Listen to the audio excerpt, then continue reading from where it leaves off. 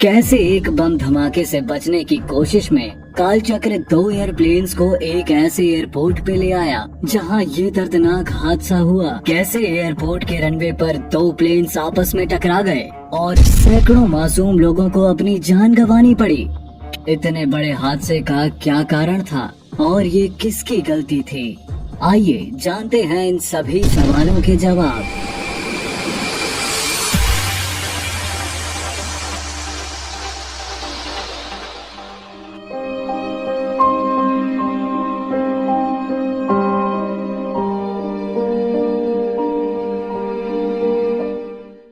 सत्ताईस मार्च 1977 एक आम दिन की तरह Pan Am flight 1736 Los Angeles से उड़ान भरकर कैनरी आइलैंड जा रही थी।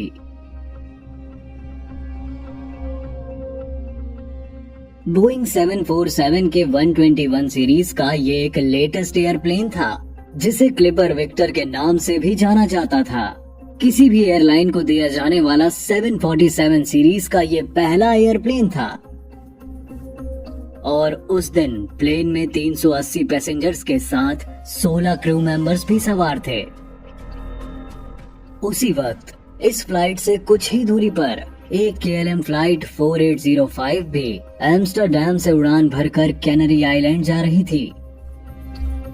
KLM की ये फ्लाइट पैन एम फ्लाइट से आगे चल रही थी।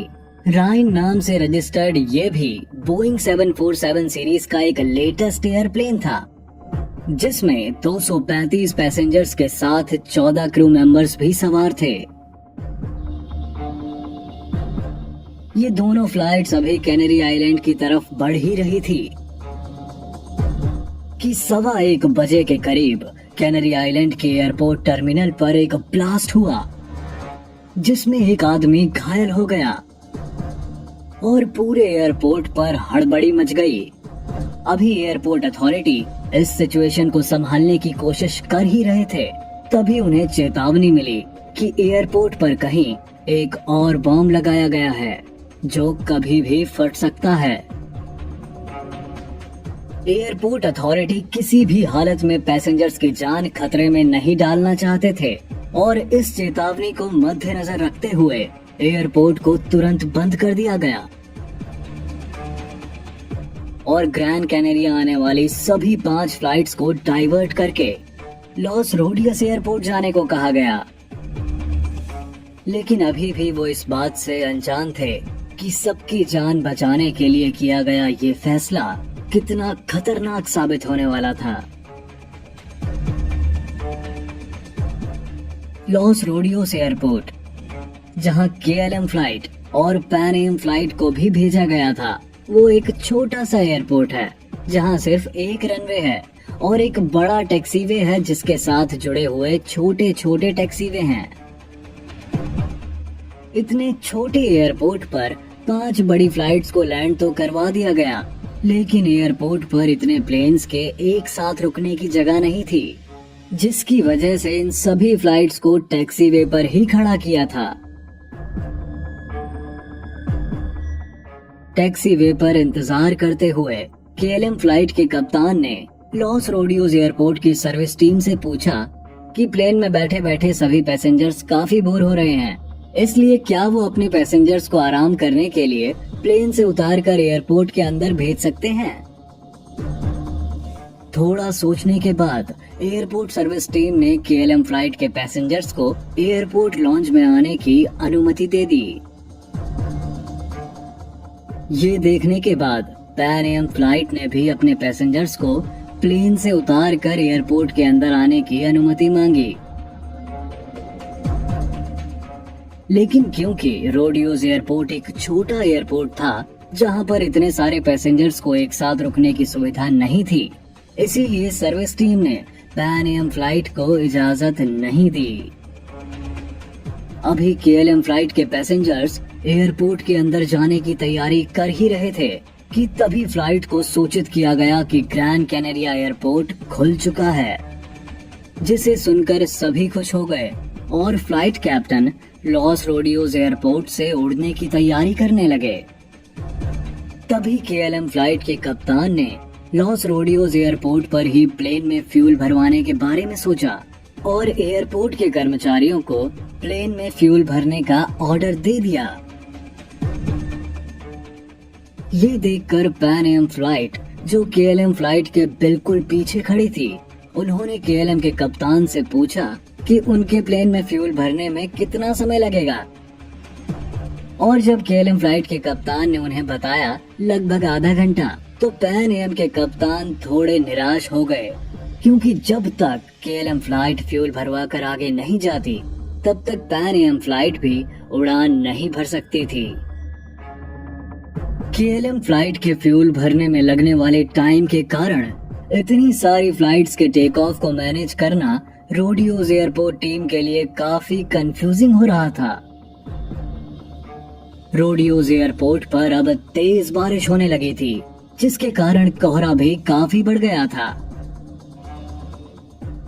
जैसे ही केएलएम फ्लाइट फ्यूल भरवाकर उड़ान भरने को तैयार हुई, कंट्रोल टावर से उन्हें बैक ट्रैकिंग स्टार्ट करने को कहा और साथ ही साथ कंट्रोल टावर ने पैन एम फ्लाइट को भी केएलएम फ्लाइट को फॉलो करने के लिए कहा। कंट्रोल टावर ने पैन एम फ्लाइट को हिदायत दी कि वो डायरेक्ट रनवे पर ना जाएं और एग्जिट 3 पर ही वेट करें।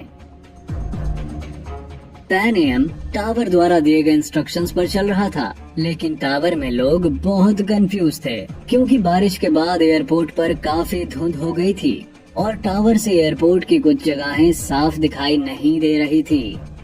उस वक्त एयरपोर्ट पर इतना कोहरा था कि पैन एम को सामने कुछ दिखाई ही नहीं दे रहा था। उन्हें समझ में ही नहीं आ रहा था कि आखिर वो जा कहाँ रहे हैं।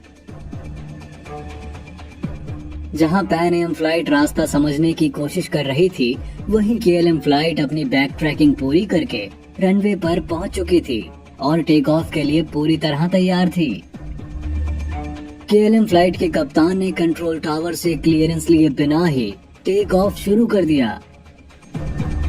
फर्स्ट ऑफिसर ने कप्तान को समझाने की कोशिश करते हुए कहा कि कंट्रोल टावर ने उन्हें अभी टेक ऑफ की परमिशन नहीं दी है, इसलिए उन्हें वेट करना चाहिए। लेकिन कैप्टन ने फर्स्ट ऑफिसर को टेक ऑफ जारी रखने के लिए कहा। अब केएलएम फ्लाइट अपनी पूरी रफ्तार से रनवे पर आगे बढ़ने लगी।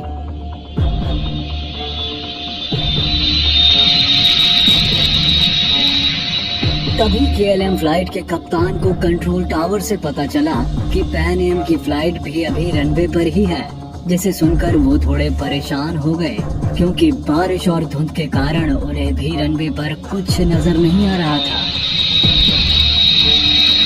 दूसरी तरफ जहां पैन एम को लग रहा था कि वो सही रास्ते पर चल रहे हैं और इसी गलतफहमी में वो न जाने कब C4 रनवे पर पहुंच गए। धुंध के कारण जहां दोनों ही फ्लाइट्स को रनवे पर कुछ भी नजर नहीं आ रहा, वहीं कंट्रोल टावर भी रनवे पर कुछ नहीं देख पा रहे थे। ये सब इतनी जल्दी में हो रहा था कि किसी को भी सिचुएशन को समझने और खतरे को समझने का मौका नहीं मिला। रनवे पर पूरी स्पीड से दौड़ते हुए केएलएम फ्लाइट को अभी भी पैन एम की फ्लाइट नजर नहीं आ रही थी। लेकिन तभी पैन एम के कैप्टन को केएलएम फ्लाइट की लाइट नजर आई। तब तक पैन एम के फर्स्ट ऑफिसर को भी केएलएम फ्लाइट नजर आ चुकी थी और उसने चिल्लाकर कप्तान से कहा कि जल्दी हटो यहाँ से। केएलएम फ्लाइट 260 किलोमीटर प्रति घंटा की स्पीड से रनवे पर उनकी तरफ दौड़ती हुई आ रही थी।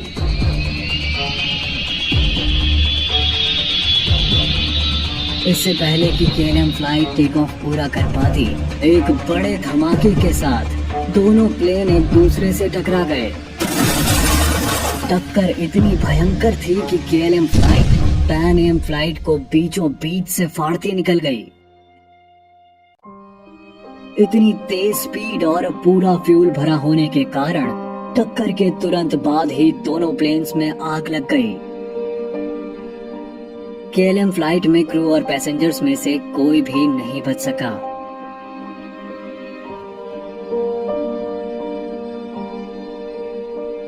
पैन एम फ्लाइट में भी सिर्फ 61 लोग इस भयानक एक्सीडेंट में बच पाए। मानव इतिहास के सबसे बड़े एयर एक्सीडेंट में उस दिन कुल मिलाकर 583 लोग मारे गए। इस हादसे के बाद टेनेरिफ रोडियोज एयरपोर्ट को 2 दिनों के लिए बंद कर दिया गया। स्पेन की CIA इन्वेस्टिगेशन टीम ने इस दुखद हादसे की जांच की और कहा कि दोनों प्लेन्स और कंट्रोल टावर के बीच में सही तालमेल न हो पाना इस दुर्घटना का कारण बना था। हर बड़ी एयर ट्रैवल दुर्घटना के बाद पूरी दुनिया में उससे सबक लिया जाता है। ऐसे नए नियम बनाए जाते हैं कि ऐसी दुर्घटना दोबारा ना हो। इसी कारण से एयर ट्रैवल आज दुनिया में ट्रैवल करने का सबसे सुरक्षित माध्यम है। कार एक्सीडेंट के मुकाबले एयर एक्सीडेंट में जान जाने की संभावना ना के बराबर है। इसलिए हताश ना हो और खुशी खुशी अपनी हवाई यात्रा का आनंद लें।